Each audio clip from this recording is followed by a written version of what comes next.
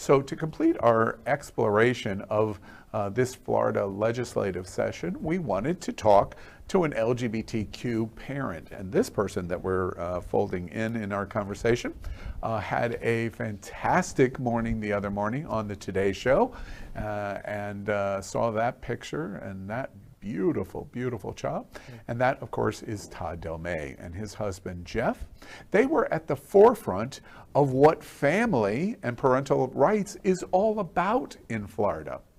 Todd and Jeff were at the forefront of as the plaintiffs during the Florida marriage equality lawsuit that set legal gay marriage in the state. And I make the joke that in our community, many gay men go, oh, I got marriage rights in 2015, poop, I'm done. Now, I say that kind of lightly, but we're talking to Todd Delmay, who was the living embodiment of what was really at stake. And they are parents.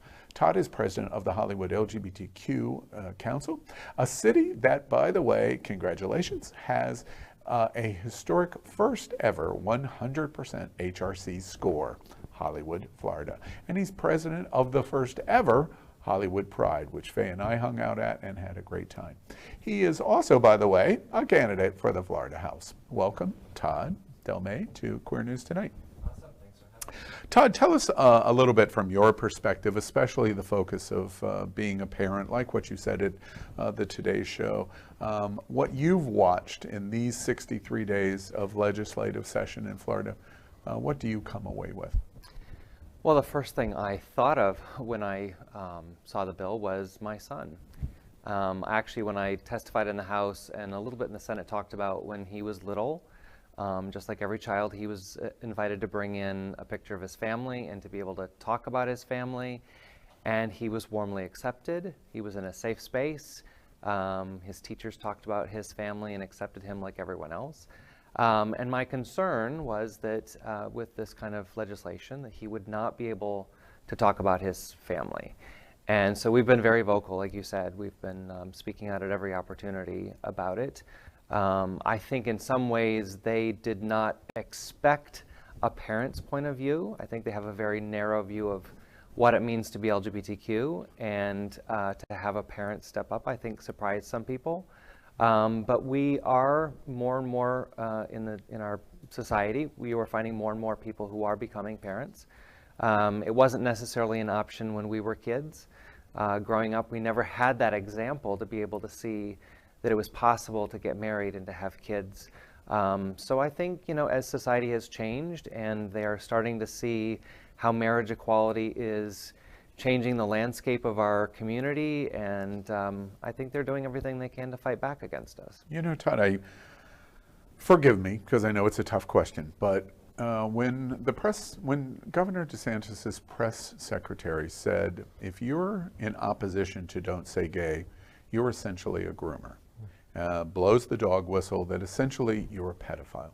And you are in a married relationship, historic relationship in Florida, because you set the groundwork of the legal framing for marriage overturn in Florida, with a child.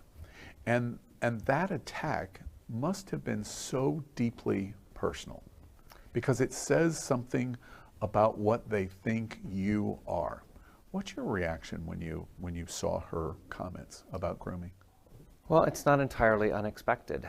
They had the same arguments during the Johns Commission in the 1950s. Anita Bryant had the same kind of argument that we had to save our children, as if there was something nefarious happening to children by LGBTQ plus people.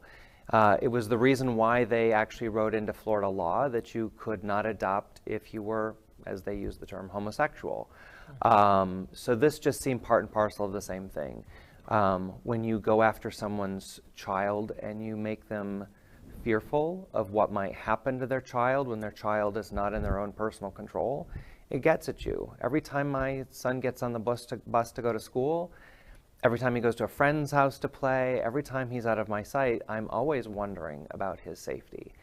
And so to prey on that with parents and tell them that there is something dangerous happening to their child when they are not in the room is frightening, and it will get parents to react.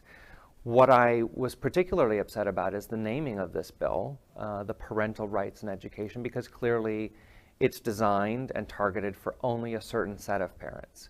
When you look at a majority of parents that are accepting of LGBTQ plus people and of LGBTQ plus families, it simply does not represent everyone, right? And so this very small vocal minority that now has not only been told that their point of view is more important than everyone else's, but they've been given this penalty that is in the law to become vigilantes and to go after school boards and teachers, and to do so in a manner that I think really puts at risk school boards' budgets, teachers' lesson plans, and I think there is a lot of concern. We were just, in fact, meeting with our teacher and sort of the team that works with my son and talking about his individual education plan, and they're already thinking how this might affect him. Now, they will personally do everything that they can to support him and to provide love for him.